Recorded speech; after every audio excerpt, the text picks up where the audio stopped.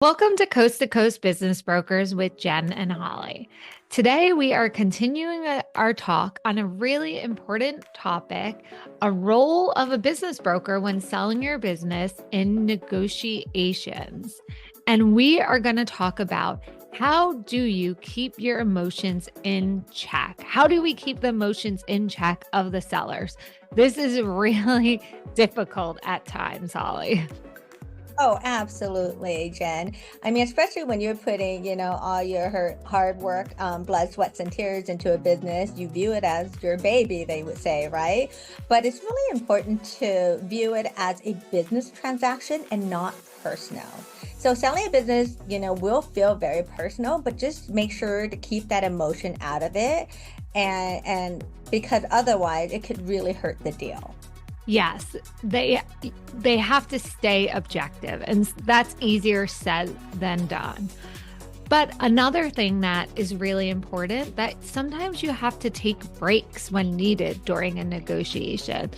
I feel that you might get to a standstill where neither party is ready to move, right? Like you come to this where the buyer's like, I'm done.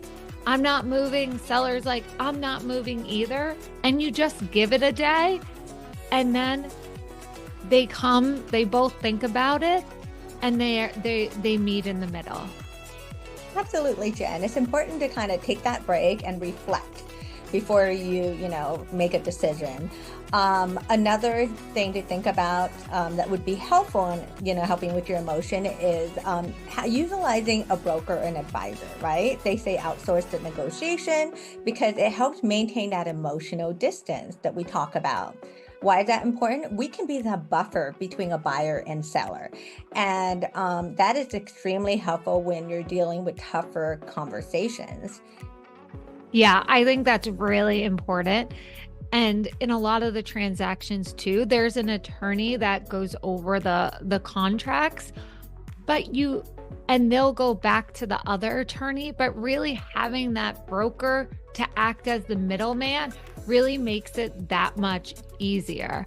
And there's also sometimes you need like that mind shift because you're just sometimes thinking of the short term and how is this going to affect me now? But really, like, you want to think about like in the long term because we've talked about this too many times. Like, does an earnout make sense? And like, this is a big part of some of our negotiations. And like, in the long run, does it make sense getting money all up front, or does it make sense maybe getting a smaller payment or a payment in the future? Yeah. And those are great points to consider, Jen. And also, something else to think about is practice patience. We can't say enough of this, but negotiation does take time. So when you rush through that, what happens is negotiation can lead to like missed opportunities if you're rushing through it, or maybe you might be accepting less favorable terms, right?